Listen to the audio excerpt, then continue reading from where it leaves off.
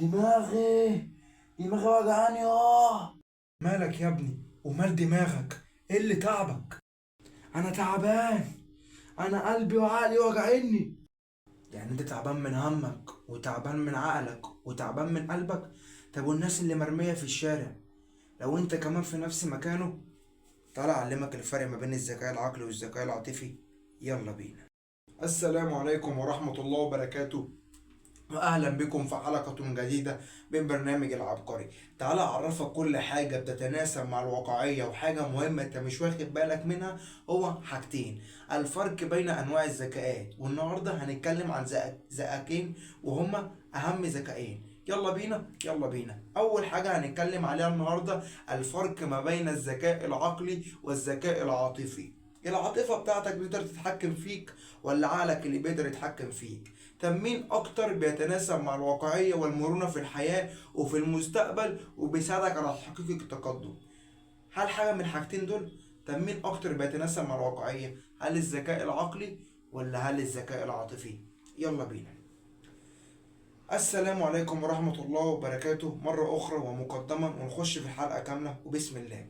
الذكاء العقلي هو الذكاء المنطقي، هو الذكاء الرياضي اللي هو بيكون فيه القدرة على الاستدلال المنطقي والقدرة على الاستدلال الاستقرائي والتحكم في جميع المناطق وحل المسائل الرياضية بشكل لغزي وشكل مليان حاجات محدش كان متوقعها قبل كده، زي مادة الماس مثلا اللي هي مادة الرياضة، المادة اللي فيها حسابات، المادة اللي فيها استدلالات كتير. أي حاجة بتنتقل من المعلوم إلى المجهول أو من المجهول إلى المعلوم تعرف إن ده ذكاء رياضي، تعرف إن ده ذكاء عقلي، تعرف إن ده ذكاء منطقي. زي ما انت عارف يا صديقي ان الحلقة النهاردة قصيرة بس تطلع منها معلومات كتير، انفورميشن كتير، داتا كتير. عشان كده بقول لك خد بالك من اللي انا اقوله لك.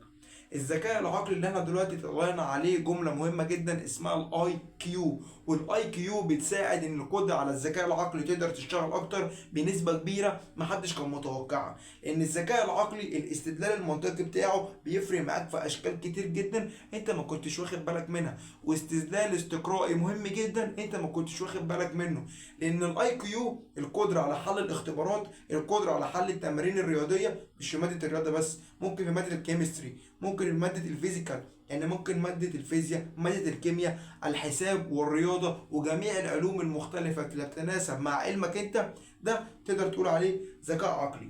سنة عام 1905 واحد عالم فرنسي اسمه ألفريد بينيه هو اللي طور فكرة الذكاء العقلي ومشي عليها بفكرة كويسة جدا، خلى الذكاء العقلي يتمتع أكتر بكثرة المرونة وكل حاجة تقدر تساعده إن هو يقوم بحل المسائل الرياضية بمرونة وتطور في أقصى سرعة وأقصى وقت ممكن. عمرك شفت كده؟ عشان كده سمى الذكاء العقلي الاي كيو، القدرة على التفكير والقدرة على الاستدلال المنطقي والانتقال من المعلوم إلى المجهول. وأنا واثق في حاجة مهمة جدا، إن الكلام اللي أنا بقوله كلام فلسفة، كلام منطق. ايوه احنا جايبينه بنفس العاصف الذهني اللي اسمه برين ستورم، اللي هو عقل الشخص وذاته وازاي يتحكم فيه بسرعه بديهه عاليه.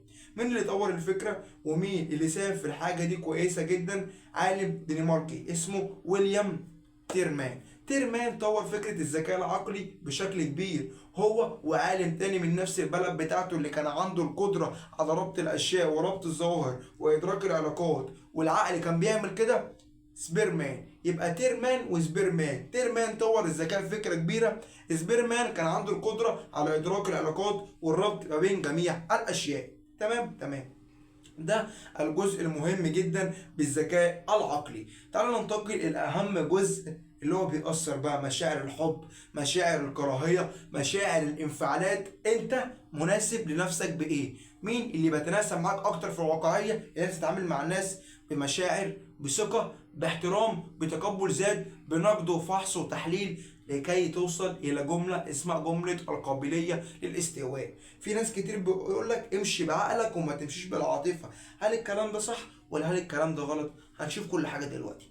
الذكاء العاطفي عام 1950 عند جون موير. جون موير كان راجل فاهم كويس جدا هو بيعمل ايه في تطوير الذكاء العاطفي: التقبل الذات، التحدث مع الناس باحترام، التحدث والانفعالات، التحكم والسيطرة على جميع الانفعالات اللي ممكن تحصل للشخص، حتى إذا تعرض إلى استفزاز، يتعرض لموقف ما في الشارع مش عاجبه، هل هيقدر يرد على الناس؟ هل بسبب تربيته ممكن تأثر عليه؟ هل الطفولة الاجتماعية والطفولة المبكرة والتنشئة اللي هو اتربى عليها في البيت وكمان الحاجة اللي حدثته بتاعته في المدرسة والحضانة اللي هي المؤسسة الناشئة، إن الناس بيتربى إزاي؟ لأن أصلا الشخص اللي قلبه أبيض، الشخص الطيب، الشخص الخبيث، كل حاجة بترجع إلى عوامل التنشئة الاجتماعية. التنشئة الاجتماعية اللي كان خدها الطالب في المدرسة خدها في البيت اللي هي المؤسسة الأولى اللي بتساهم في تربية ونشأة الطالب، ولا رياض الأطفال اللي هي مرحلة الحضانة.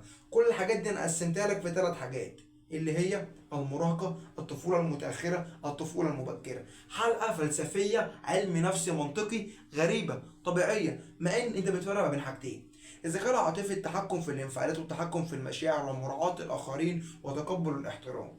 جينا للجزء الأخير من الحلقة. هل تعلم إن الذكاء العاطفي أقوى من الذكاء العقلي؟ لماذا؟ لأن الذكاء العاطفي هو اللي أنت بتقدر تكسب علاقات ودية مع الناس في جميع أعمالك. في شغلك، لو أنت شغال في مطعم تندى على واحد صاحبك: خلصت السندوتش ده؟ طب أنت دلوقتي شغال في مصنع بلاستيك، هات الإزازة دي، عملت ده، سويت ده. بص القدرة على التفاعل والعلاقات مع الآخرين، لأن العلاقات الاجتماعية جاية عن طريق اسمه حاجة اسمها التفاعل الاجتماعي، ومن التفاعل الاجتماعي بطلع إلى عملية الاستدراك اللي هي جزء من العمليات الاجتماعية. عشان كده عوامل التنشئة الاجتماعية مهمة جدا في الذكاء العاطفي. الذكاء العقلي بقدر أحلل بيه اللي أنا عايزه تحليل عقلي منطقي كامل تام ليس ناقص له معلومة. بينما الذكاء العاطفي القدرة على حل مشاعر الآخرين والتحدث معهم بثقة تجعلك إن أنت تكسب علاقتهم على حسب عوامل التنشئة الاجتماعية. لو أنت استفدت من الفيديو ما تنساش اللايك والاشتراك، وانتظرونا في جميع حلقات جامدة جدا. وإيه رأيك في الهوك اللي اتعمل في أول الحلقة؟